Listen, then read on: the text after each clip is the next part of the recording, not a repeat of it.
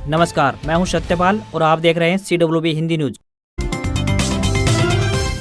शक संवत 1945 विक्रम संवत 2080 आज भाद्रपद मास के शुक्ल पक्ष की उदया यानी एकम तिथि और दिन शनिवार है। तदनुसार अंग्रेजी तारीख सितंबर सन 2023 प्रतिपदा तिथि यानी एकम तिथि शनिवार आज सुबह 9:18 तक रहेगी। उसके बाद द्वितीय तिथि लग जाएगी। आइए सबसे पहले एक नजर डालते हैं दिन भर की सुर्खियों पर। हरियाणा में पशुपालकों के लिए अच्छी खबर, अब एक सेंसर देगा आपकी भैंस की तमाम बीमारियों की जानकारी, बताएंगे पूरी अपडेट। नो हिंसा में कांग्रेस एमएलए जयपुर से गिरफ्तार, पुलिस बोली मामन खान दंगाइयों के संपर्क में थे, आसपास लोकेशन मिली, धारा 144 लागू व इंटरनेट सेवाएं बंद। जींद में सड़कों पर उतरी रोडवेज की नई 12 बसें, फास्टैग लगने के बाद लंबे रूट पर दौड़ती हुई आएंगी नजर, नए ड्राइवर व कंडक्टर होंगे भर्ती। दक्षिण हरियाणा के महेंद्रगढ़ जिले में डीएपी खाद के लिए लगी लंबी लाइनें, गेहूं सरसों की बिजाई में अभी समय है, लेकिन पिछले साल की समस्या को देखते हुए किसान अलर्ट हुए। कांग्रेस नेता एमएलए मामन खान की गिरफ्तारी पर भड़के, अरोड़ा बोले मोनू मानेसर को देवता मानते थे अनिल विज, अब सच्चाई सबके सामने आई। हरियाणा में आरपीएस शिक्षण संस्थानों पर पड़ी रेड, रेवाड़ी समेत 3 जिलों में स्कूल कॉलेज और घर पर पहुंची आयकर विभाग की टीमें, खंगाला रिकॉर्ड। हरियाणा में आंगनबाड़ी कार्यकर्ताओं के लिए बड़ी खुशखबरी, सरकार ने 29,000 स्मार्टफोन खरीद को दी मंजूरी।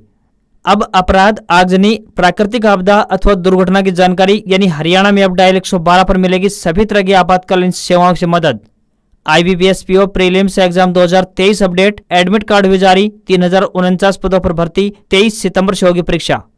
IDBI बैंक में 600 पदों पर भर्ती के आवेदन शुरू हुए, ग्रेजुएट कैंडिडेट्स करें अप्लाई, ऑनलाइन टेस्ट और इंटरव्यू से होगा सिलेक्शन। एशिया कप में बांग्लादेश ने भारत को 6 रन से हराया। अब 17 सितंबर को भारतीय टीम का सामना डिफेंडिंग चैंपियन श्रीलंका से होगा। और अब खबरें विस्तार से। हरियाणा के 3 जिलों में झमाझम बारिश हुई। सबसे ज्यादा अंबाला में सुबह 8:30 बजे से शाम 6 बजे तक यानी 24 mm बारिश रिकॉर्ड की गई। इसके अलावा कुरुक्षेत्र में 12.5 mm और सिरसा में 2 mm बारिश दर्ज की गई। यहाँ गरज व चमक के साथ बारिश हुई और 30 से 40 किलोमीटर प्रति घंटे की रफ्तार से हवाएं भी चली। इससे दिन के अधिकतम तापमान में लोगों ने काफी राहत महसूस की है। वहीं चंडीगढ़ मौसम विभाग ने आज यानी 16 सितंबर को सभी जिलों में बारिश को लेकर अलर्ट जारी किया है। हरियाणा के कई जिलों में बारिश नहीं होने की वजह से सूखे जैसे हालात बने हुए हैं। सबसे ज्यादा सूखे के हालात भिवानी, चरखी दादरी, फतेहाबाद, हिसार, जींद, कैथल, सिरसा में खराब है या बारिश न के बराबर हुई है। हरियाणा में शुक्रवार को IAS अधिकारियों के ट्रांसफर के 2 घंटे बाद ही बड़े स्तर पर IPS और HPS अधिकारियों के ट्रांसफर की लिस्ट जारी कर दी गई। इस लिस्ट में 19 IPS और 9 HPS अधिकारियों के नाम शामिल है। लिस्ट में कैथल और पलवल के SP की बदली कर दी गई है, जबकि नो SP नरेंद्र बिजानिया की जिम्मेदारी सरकार ने बढ़ा दी है। अब वह नो के साथ ही अंबाला कैंट में फर्स्ट बटालियन के कमांडेंट की जिम्मेदारी भी देखेंगे। इन ऑर्डर में फतेहाबाद के साथ ही कैथल जिले के DC बदल दिए गए हैं। अंबाला की म्यूनिसिपल कमिश्नर IAS अफसर अंजू चौधरी को रोजगार विभाग का डायरेक्टर नियुक्त किया गया है।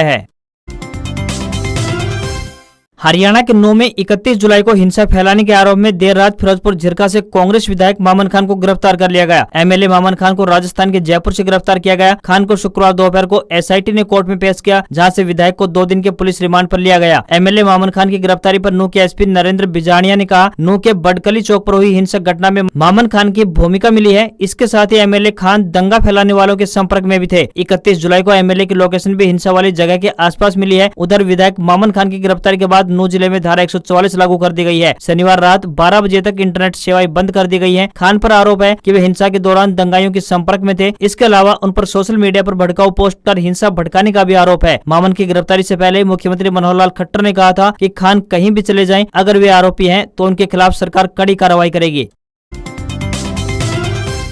हरियाणा के मुख्यमंत्री मनोहर लाल खट्टर ने प्रशासनिक सचिवों के साथ एक अहम बैठक की। बैठक में CM ने कहा कि 2 अप्रैल से शुरू किया गया जनसंवाद कार्यक्रम एक फ्लैगशिप कार्यक्रम है, इसलिए सभी प्रशासनिक अधिकारी जनमानस की शिकायतों मांगों पर गंभीरता से कार्य करें। शिकायतों का समाधान करते समय शिकायतकर्ता की संतुष्टि ही हर अधिकारी की सर्वोच्च प्राथमिकता होनी चाहिए। CM ने अधिकारियों से यह भी कहा कि वह लोगों से जनसंवाद में की गई शिकायतों का फीडबैक भी ले रहे हैं, इसलिए शिकायतों के समाधान गलत तरीके से न करें। मनोहर लाल ने कहा कि सरकार का काम नीति निर्माण करना है, लेकिन उसे लागू करने की जिम्मेवारी अधिकारियों की है। इसलिए अधिकारी सुनिश्चित करें कि सरकारी योजनाओं का लाभ पात्र नागरिकों तक पहुंच रहा है या नहीं, या फिर लाभ प्राप्त करने में किसी प्रकार की कोई समस्या तो नहीं आ रही है।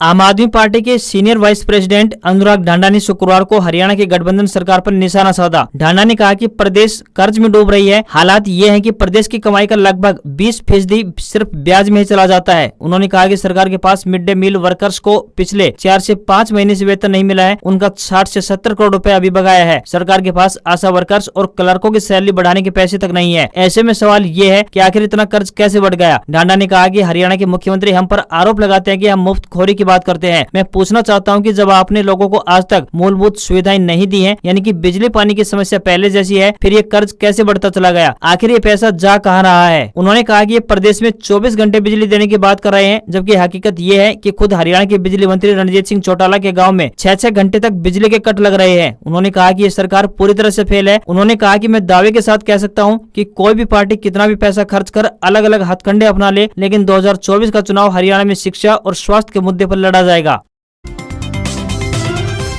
जूनियर महिला कोच के सेक्सुअल हरेसमेंट केस के आरोपी हरियाणा के पूर्व खेल मंत्री संदीप सिंह को चंडीगढ़ कोर्ट से बड़ी राहत मिल गई है। कोर्ट ने संदीप सिंह की अग्रिम जमानत याचिका मंजूर कर ली है। कोर्ट के इस फैसले पर जूनियर महिला कोच ने कड़ी प्रतिक्रिया दी है। महिला कोच ने कहा है कि वह इस फैसले को पंजाब हरियाणा हाईकोर्ट में चैलेंज करेंगी। इससे पहले गुरुवार को चंडीगढ़ कोर्ट ने दोनों पक्षों की सुनवाई के बाद फैसला सुरक्षित रख लिया था। वहीं मंत्री की अग्रिम जमानत याचिका पर चंडीगढ़ पुलिस की SIT अपने जवाब में जमानत नहीं दिए जाने की दलील दे चुकी है। SIT ने अपने जवाब में कहा है कि संदीप सिंह की जमानत का कोई आधार नहीं बनता है, इसलिए जमानत याचिका को खारिज कर देना चाहिए। संदीप सिंह की अग्रिम जमानत याचिका के विरोध में कहा गया है कि याची संदीप सिंह ने जानबूझकर मामले से जुड़े तथ्य छिपाए हैं। नो हिंसा मामले में कांग्रेस विधायक मामन खान की गिरफ्तारी के बाद कुरुक्षेत्र से कांग्रेस नेता एवं पूर्व मंत्री अशोक अरोड़ा ने भाजपा पर कई आरोप लगाए हैं। अरोड़ा ने कहा है कि यह पहले से तय था कि भाजपा अपनी विफलता दूसरों पर डालने का काम करेगी। मोनू मानेसर पर गृह मंत्री अनिल विज कहते थे कि देवता है और रोहतक के सांसद अरविंद शर्मा कहते थे कि बहुत बड़ा गौ भक्त है, लेकिन सच्चाई अब सबके सामने आ गई है कि वह लॉरेंस गैंग से जुड़ना चाहता था। पुलिस की पूछताछ में हत्या का दोष उन्होंने खुद मान लिया है। भाजपा को बताना चाहिए कि मोनू मानेसर देवता है या फिर हत्यारा। अरोड़ा ने कहा कि कांग्रेस अभी भी हाईकोर्ट के जज से जांच कराने की मांग कर रही है। जांच में फिर कोई भी दोषी हो, चाहे वे मामन खान ही क्यों न हो, कार्रवाई अवश्य करे। भाजपा हिंदू मुस्लिम में बांटकर लोगों को भड़काना चाहती है। हरियाणा के जींद में रोडवेज को 3 सप्ताह पहले मिली 12 बसें पासिंग के बाद ऑन रूट हो गई हैं। इससे यात्रियों को बेहतर परिवहन सुविधा मिलेगी। वहीं फास्टैग लगने तक बसों को असंध, रोहतक, हांसी व सफेदो जैसे लोकल रूट पर चलाया जा रहा है। वहीं फास्टैग लगने के बाद इन बसों को लंबे रूट पर चलाया जाएगा। वहीं बसों की संख्या को देखते हुए डिपो में पर्याप्त संख्या में चालक व परिचालक नहीं है। ऐसे में डिपो में हरियाणा कौशल रोजगार निगम के तहत 30 परिचालकों की भर्ती की जाएगी। इसके अलावा परिचालकों का ओवर टाइम भी शुरू कर दिया जाएगा। वहीं चालक भी कम होने के चलते उनका भी ओवर टाइम शुरू किए जाने की संभावना है। हरियाणा के नारनौल में हरियाणा और राजस्थान बॉर्डर के साथ लगते क्षेत्रों में क्राइम को रोकने के लिए दोनों राज्यों की पुलिस द्वारा कोऑर्डिनेशन क्राइम मीटिंग का आयोजन किया गया। बैठक में सुरक्षा मजबूत करने और अपराधियों से जुड़ी जानकारी आपस में शेयर करने पर चर्चा की गई। बता दें कि पुलिस लाइन नारनौल में हुई बैठक में राजस्थान और हरियाणा बॉर्डर के निकटवर्ती झुंझुनू, नीमका थाना, बुहाना, खेतड़ी, पाटन, मेहाड़ा, पचेरी कला, सूरजगढ़ और हरियाणा के महेंद्रगढ़ जिले के थाना नांगल चौधरी, थाना निजामपुर सहित अन्य थानों के DSP और प्रबंधक ऑफिसर शामिल हुए। राजस्थान में होने वाले विधानसभा चुनाव के मद्देनजर हरियाणा एवं राजस्थान पुलिस की तरफ से संगठित आपराधिक गिरोह और वांछित अपराधियों की सूची साझा करने के साथ ही बॉर्डर पर नियुक्त संयुक्त नाकाबंदी का निर्णय लिया गया। वहीं अन्य घटना एवं सूचनाओं को भी आदान प्रदान किया जाएगा। दोनों तरफ गश्त बढ़ाई जाएगी। इससे राजस्थान में होने वाले विधानसभा चुनाव शांतिपूर्ण कराने में मदद मिलेगी। हरियाणा में नामी एजुकेशन ग्रुप यानी RPS पर आयकर विभाग की टीमों ने रेड की। रेवाड़ी, गुरुग्राम और महेंद्रगढ़ जिले में RPS ग्रुप के स्कूल, कॉलेज और घर पर सुबह 5:30 बजे से कार्रवाई शुरू कर दी गई। महेंद्रगढ़ में गांव खातोद स्थित RPS स्कूल, गांव बलाना स्थित कॉलेज के अलावा संस्थान मालिक के आवास पर एक साथ कई टीमें सर्वे के लिए पहुंची। वहीं रेवाड़ी में शहर की BMG एलिगेंट सिटी स्थित RPS इंटरनेशनल स्कूल और सेक्टर 3 स्थित ग्रुप के मालिक की कोठी पर रिकॉर्ड खंगाला गया। एक साथ कई जगह छापेमारी की सूचना कुछ ही देर में पूरे इलाके में फैल गई। टीम के साथ पुलिस बल भी मौजूद रहा। महेंद्रगढ़ में RPS स्कूल खातोद, बलाना में कॉलेज व संचालक के निवास स्थान महेंद्रगढ़ सुबह लगभग 7 बजे आयकर विभाग की टीमें पहुंची। आयकर अधिकारी गुरुग्राम व दिल्ली से आए थे। रेड के दौरान केवल स्कूल या फिर कॉलेज में एडमिशन लेने वाले बच्चों व परिजनों को ही अंदर जाने दिया गया। मीडिया को भी संस्थान में जाने की अनुमति नहीं दी गई। परिवार के लोगों को न तो बाहर जाने दिया जा रहा और न ही किसी को अंदर आने दिया गया। आयकर विभाग की टीमों ने इनकम और खर्च आदि का ब्यौरा जुटाया गया।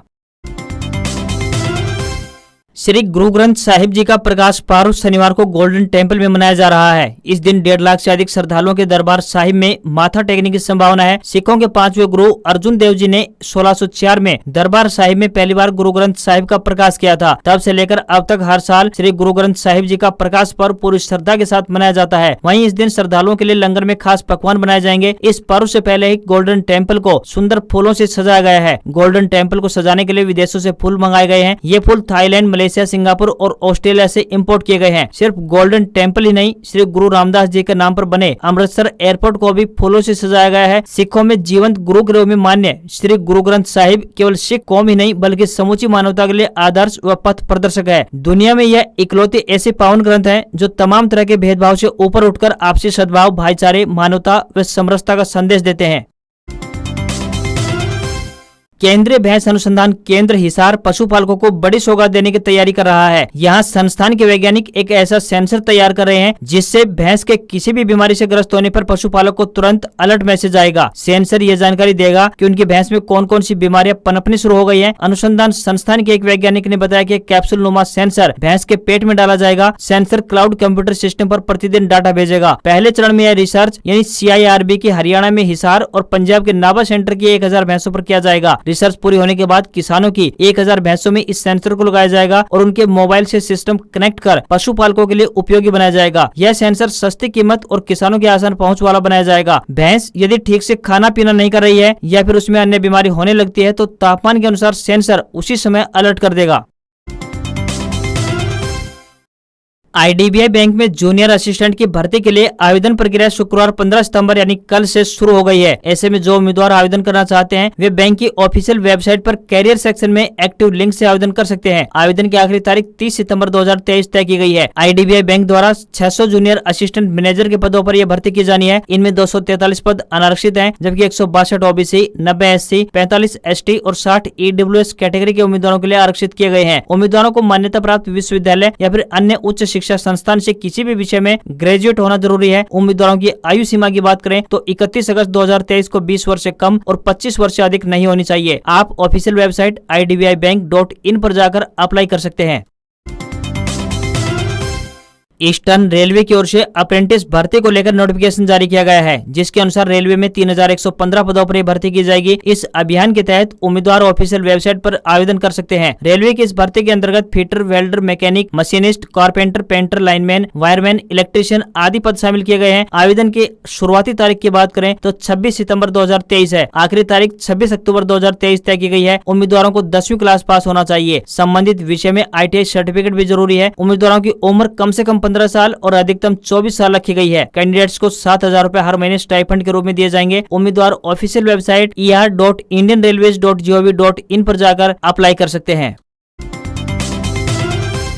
भारतीय शेयर बाजार ने अपना ऑल टाइम हाई बना दिया है। सेंसेक्स ने कारोबार के दौरान 67,927 का स्तर छुआ तो वहीं निफ्टी भी 20,222 के स्तर तक पहुंचा। हालांकि बाद में बाजार थोड़ा नीचे आया और सेंसेक्स 320 अंक बढ़कर 67,838 के स्तर पर बंद हुआ। वहीं निफ्टी में 67 अंकों की तेजी रही और ये 20,170 के स्तर पर बंद हुआ। बाजार की तेजी में ऑटो और PSU बैंकिंग स्टॉक सबसे आगे रहे। निफ्टी में बजाज ऑटो, हीरो मोटोकॉर्प और महिंद्रा एंड महिंद्रा के स्टॉक्स टॉप गेनर रहे तो वहीं BPCL का शेयर टॉप लूजर में रहा। $1 का रेट 83 रुपए 9 पैसे पहुंच गया है। भारतीय सराफा बाजार में 24 कैरेट के 10 ग्राम सोने की कीमत की बात करें तो 58,945 रुपए रही और 22 कैरेट प्योरिटी वाला 10 ग्राम सोना 53,994 रुपए का हो गया है। इसके अलावा 999 प्योरिटी वाली 1 किलोग्राम चांदी की कीमत 71,476 रुपए पहुंच गई है। आज खबरों में बस इतना ही। देखते रहिए आपका अपना हरियाणा का सबसे बेहतरीन news channel CWB Hindi news. नमस्कार, आपका दिन शुभ रहे।